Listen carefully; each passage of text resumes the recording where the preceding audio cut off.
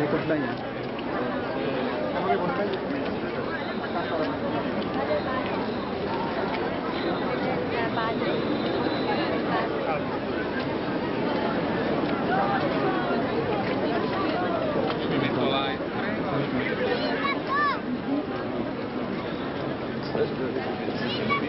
Ciao, ciao. Come sono quelle batterie?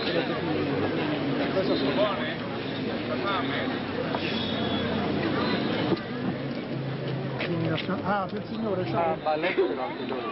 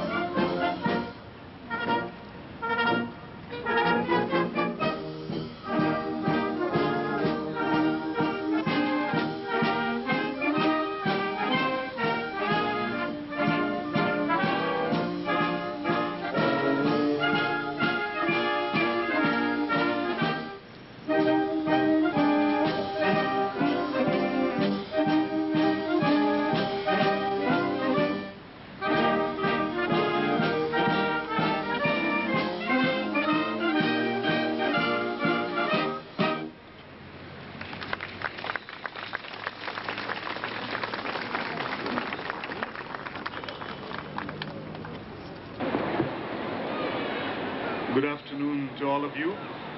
Buonasera a tutti. Magandang hapon po sa kanilang lahat.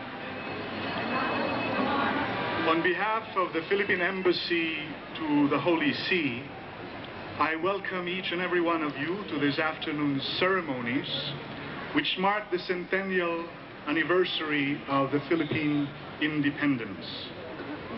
Piazzale Manila, whose naming was a project of the same embassy in 1958, will, with this ceremony, be a truly authentic Filipino park in this great city of Rome, with the unveiling of the bust of the Philippine national hero, Dr. Jose Rizal. We Filipinos are very proud and happy to be here this afternoon. Il nostro eroe nazionale, il dottore José Rizal, aveva 35 anni quando è morto nel 1896. Nella sua breve vita, il dottore era già un filosofo, scrittore, poeta, pittore, scultore, linguistica, oftalmologo, storico, educatore, botanico, eccetera. ne praticava alla perfezione, come se fosse era un uomo del Rinascimento, veramente un uomo con cuore e mente aperti. Talagang napakagaling po nitong kababayan natin. Natuto din po siyang magsalita ng iba't ibang wika sa Europa at Asia. Kabilang na po nito ang Ilocano, Subanon at Cebuano. It was Rizal who first advocated racial equality for a colonized people in Asia and spoke up for human rights long before a United Nations was even conceived. More importantly, the true legacy of Rizal was that he showed the world and us what a Filipino could be. We honor this legacy today through this ceremony. To deliver the opening remarks is the gracious lady behind this worthy centennial project. Siya po ang pinakamagandang ambassador sa Vatican, mabait, matalino at masipag. Above all, a true servant of God and of the Filipino people, as most of you can attest.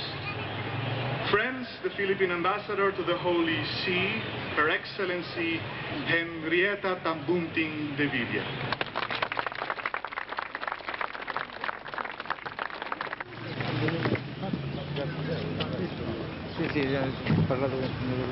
Our cherished eminence, Cardinal Jose Sanchez, our dear eminence, Cardinal Soca, His Excellency, the Honorable Mayor Francesco Rutelli,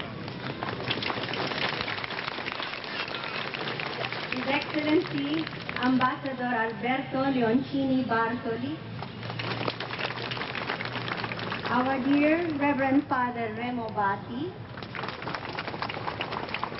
our revered officials from the Vatican, our esteemed members of the Diplomatic Corps accredited to the Holy See, our beloved shepherds from the Philippines whose presence here is our special joy, 10 of them, led by our President of the Episcopal Conference, Archbishop Oscar Cruz. The Chargé d'Affaires of the Philippine Embassy to Italy, Mr. Marciano Painor Jr., our dear friends and guests present here, at lahat kayong mga minamahal kong kababayang Pilipino. This morning when I woke up, I looked out of the window and there was the sun, resplendent and bright after a long period of rain. Oh, how we prayed for the sun, and God listened. Ang Panginoon na palaging pinauunlakan tayo ng liwanag ng kanyang araw, palakpakan natin siya. But then this is exactly what we commemorate in our celebration of the Philippine Centennial. 100 years ago, when the sun shone brightly on a people whose time had come to break off the yoke of bondage and to take the future into their own hands. So that in 1898, after almost 400 years of being a subjugated people, a nation deprived of its sovereignty, the Philippines emerged as the first republic, the first constitutional democracy of Asia. The Philippines as a free nation was born. A small nation, but with a big dream and even a bigger heart. For the Filipinos, just like the sun today and 100 years before, that emergence came about because of God. He gave the Philippines sons and daughters